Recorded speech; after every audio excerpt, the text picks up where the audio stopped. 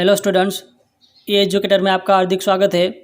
Standard 10th science unit number 6 life processes part 14। इस video में हम बात करने वाले हैं लिम्फेटिक सिस्टम के बारे में। तो आइए देखते हैं lymphatic system. First of all lymph यानी कि लिम्फ, तो उसका मतलब क्या होता है। Lymph is another type of fluid which is also involve in transportation, यानी कि हमारे बॉडी के अंदर ब्लड का ट्रांसपोर्टेशन होता है। ब्लड है हमारे बॉडी के अंदर एक जगह से दूसरी जगह यानी कि हर एक ऑर्गन्स तक ट्रांसपोर्ट होता है। तो उसी के जैसा एक दूसरा फ्लूइड उसको बोलते हैं लिम्फ, जो ट्रांसपोर्टेशन यानी कि हमारे बॉडी के अंदर ब्लड के साथ साथ ट्रांसपोर्ट होता है।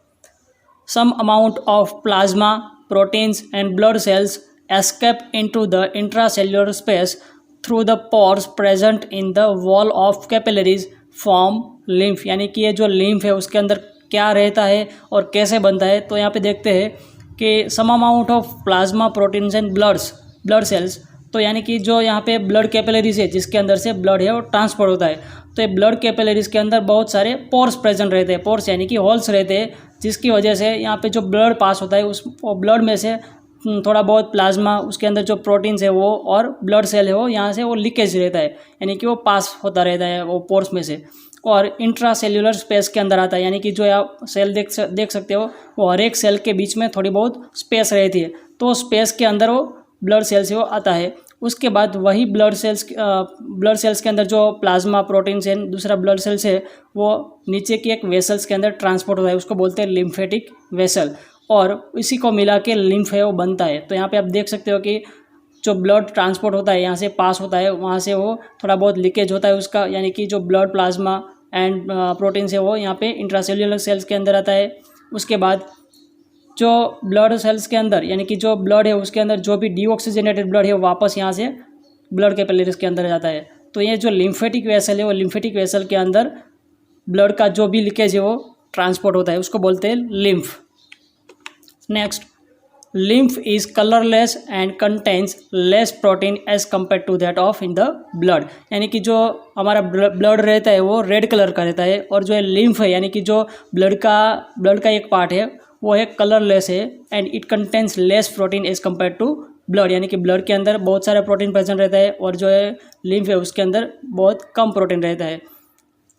Next, lymphatic system consist of lymph vessels, lymphatic capillaries and lymphatic nodes, यानी कि जो पूरी लिम्फेटिक सिस्टम है उसके अंदर लिम्फ यानी कि जो फ्लूइड है वो प्रेजेंट रहता है, उसको ट्रांसपोर्ट करने के लिए लिम्फ वेसल प्रेजेंट रहती है। उसके बाद लिम्फेटिक कैपिलरीज यानी कि हर एक सेल से वो लिम्फ को लाने के लिए लिम्फ वेसल है वो लिम्फेटिक कैपिलरीज के अंदर डिवाइड होती है। एंड लिम्फेटिक नोड्स, यहाँ पे आप देख सकते हैं बहुत सारे लिम्फेटिक नोड्स है वो प्रेजेंट है, यानी कि ये वही जो लिम्फेटिक वेसल है वो कई जगह वो लिम्फेटिक नोड्स के अंदर कन्वर्ट होती है। तो ये जो है पूरा स्ट्रक्चर है वो लिम्फेटिक वेसल का है। यहाँ पे आप देख सकते हो कि वाल भी उसके अंदर प्रेजेंट है, तो जो भी लिम्फ यहाँ से पास होगा वो यहाँ से वाल्स के थ्रू पास होगा, और आगे जाके लिम्फेटिक वेसल है वो लिम्फेटिक कैपिलरीज के अंदर कन्वर्ट हो जाएगा। Next, lymph drains into lymphatic capillaries from intracellular space. तो यहाँ पे आप देख सकते हो कि जो इंट्रासेल्युलर स्पेस है यानी कि जो लीकेज यहाँ स्पेस के अंदर होता है, फिर से वही लिम्फ यानी कि जो भी प्लाज्मा है, ब्लड सेल्स है, प्रोटीन्स है वो लिम्फेटिक कैपिलरीज के अंदर आएगा, और लिम्फेटिक कैपिलरीज है वो लिम्फ के थ्रू फिलअप होगा।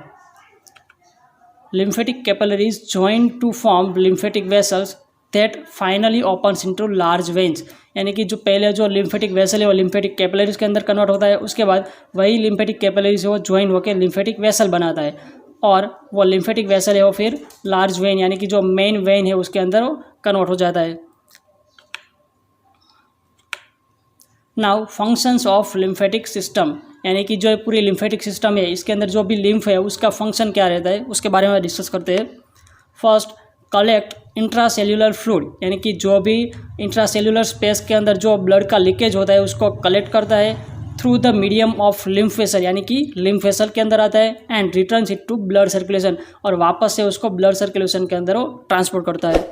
Next, in the villi of small intestine lymph vessels absorb lipids and conduct them to the blood circulation, यानी कि ये जो स्मॉल इंटेस्टाइन है जो कि ह्यूमन डाइजेस्टिव सिस्टम का पार्ट है, उसके अंदर विलाई यानी कि जो फिंगर लाइक प्रोजेक्शन रहता है, जो हमने आगे ह्यूमन डाइजेस्टिव सिस्टम के वीडियो के अंदर डिस्कस किया था। तो ये विलाई का जो स्ट्रक्चर है उसके अंदर से जो लिम्फ वेसल है वो ये लिपिड्स को एब्जॉर्ब करती है और उसके बाद वो ब्लड सर्कुलेशन के अंदर उसको ट्रांसपोर्ट करती है। Next, it protects against disease, यानी कि जो लिम्फ है वो डिसीज़ के अगेंस्ट में वो डिसीज़ के अगेंस्ट में वायरस या बैक्टीरिया से वो प्रोटेक्ट करती है। तो ऐसा क्यों होता है? क्योंकि लिम्फ के अंदर बहुत सारा प्लाज्मा है वो प्रेजेंट रहता है। तो प्लाज्मा यानी कि इसके अंदर एंटीबॉडीज़ प्रेजेंट रहता है और एंटीबॉडी से वो कोई भी बैक्टीरिया और वायरस है जो कि डिजीज़ के लिए रिस्पॉन्सिबल है उसको किल करता है। तो दोस्तों ये था पूरा लिम्फेटिक सिस्टम, यानी कि हमारे बॉडी के अंदर ब्लड सर्कुलेशन के साथ साथ जो लिम्फेटिक सिस्टम है वो कैसे काम करता है, क्या है और उसका फंक्शन क्या है। तो आई होप कि आपको ये वीडियो पसंद आया होगा और आपको समझ में आया होगा। अगर आपको कुछ भी समझ में ना आया हो तो आप कमेंट बॉक्स में लिख के मुझे पूछ सकते हो।